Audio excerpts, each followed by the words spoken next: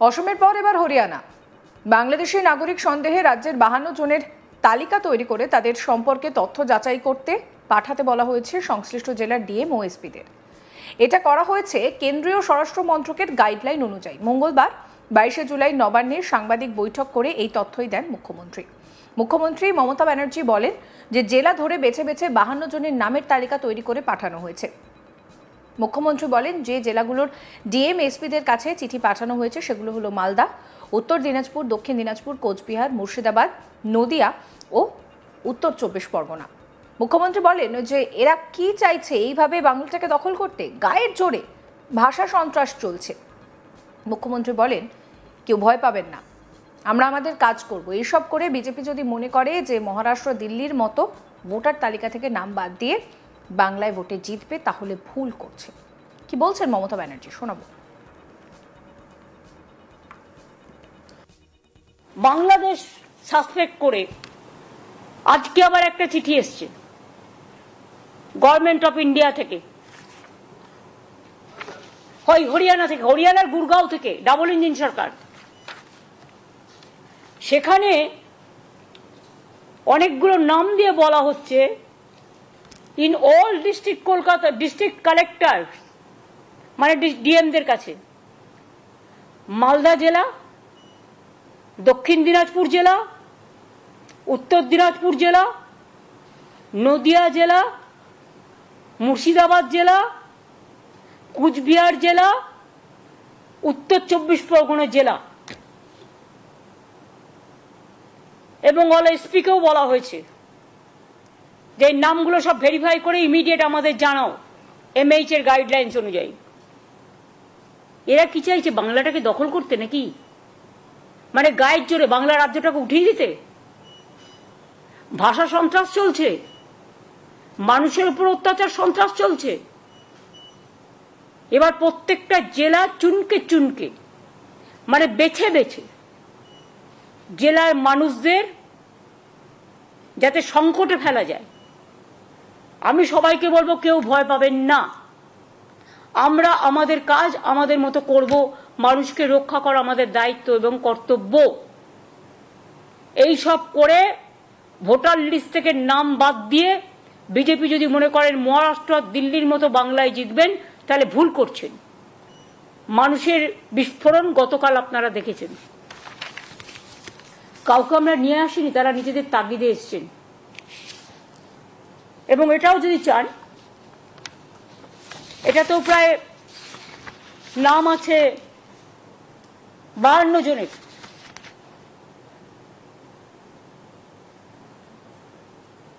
এটা যেহেতু secret letter আপনাদের আমি দিচ্ছি না, কিন্তু আপনারা যদি দেখতে চান লিস্টটা আমি দেখিয়ে দিতে পারি, আমার কোনো প্রবলেম নেই।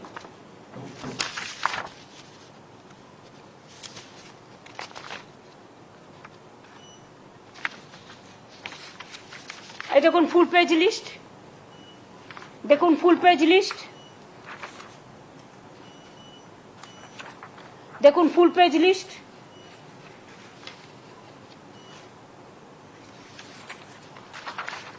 দেখুন ফুল পেজ লিস্ট, দেখুন ফুল পেজ লিস্ট, 52 পর্যন্ত সিরিয়াল।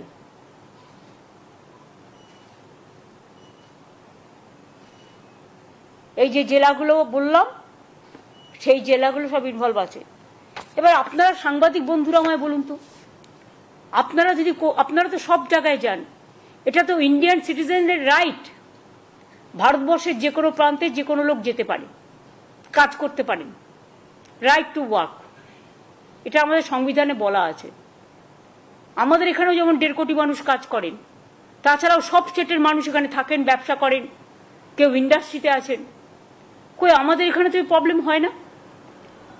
তাহলে আমাদের রাজ্যের লোক যদি কোথাও কাজ করে, তাহলে বিজেপির প্রবলেমটা কোথায়? একই সঙ্গে মুখ্যমন্ত্রী মমতা ব্যানার্জি অসমের মুখ্যমন্ত্রী হিমন্ত বিশ্ব শর্মাকে নাম না করে একহাত নিয়েছেন। তিনি বলেন, আলিপুর দুয়ারের ফালাকাটার বাসিন্দা অঞ্জলি শীলের কাছে বাংলাদেশি নাগরিক সন্দেহে এনআরসির নোটিশ পাঠানো হয়েছে। এই বিষয়ে অসমের ফরেন্স ট্রাইব্যুনালের তরফে এই নোটিশ পাঠানো হয়েছে। চিঠিতে লেখা হয়েছে যা কিছু পুরোটাই অসমিয়া ভাষায় লেখা হয়েছে। আগামী 19শে অগস্টের মধ্যে তাকে প্রয়োজনীয় নথি নিয়ে দেখা করতে বলা হয়েছে, না হলে একতরফাভাবে ব্যবস্থা নেওয়া হবে। মুখ্যমন্ত্রী বলেন যে বাংলার বিষয়ে হস্তক্ষেপ করে কি করে, ডাবল ইঞ্জিন সরকারকে বলবো নিজেদের চরকায় তেল দিন। মুখ্যমন্ত্রী মমতা বন্দ্যোপাধ্যায়ের আশঙ্কা যে ওখানে তো কালী মন্দির ভেঙে দিয়েছেন, অনেক মানুষকে ডিটেনশন ক্যাম্পে রেখে দিয়েছেন। এইভাবে যদি চলেন তাহলে কিন্তু পুরো দেশটাই বিভক্ত হয়ে যাবে। কি বলছেন তিনি, শোনাবো। জনের কাছে এও তপশিলি, সম্ভবত অঞ্জলিশীল নিত্যশীল স্বামী, ফালাকাটা, কিন্তু চিঠিটা গেছে কুচবিহারে, ভুল করে আলিপুরদুয়ারে, এবং 19 আর 25 তারিখে লিখেছেও পুরোটা আসামি ভাষায়, এবং আসাম গভর্নমেন্ট থেকে, এই দেখুন, ফরেনার্স ট্রিব্যুনাল কোকরাঝড়, এখান থেকে চিঠিটা গেছে।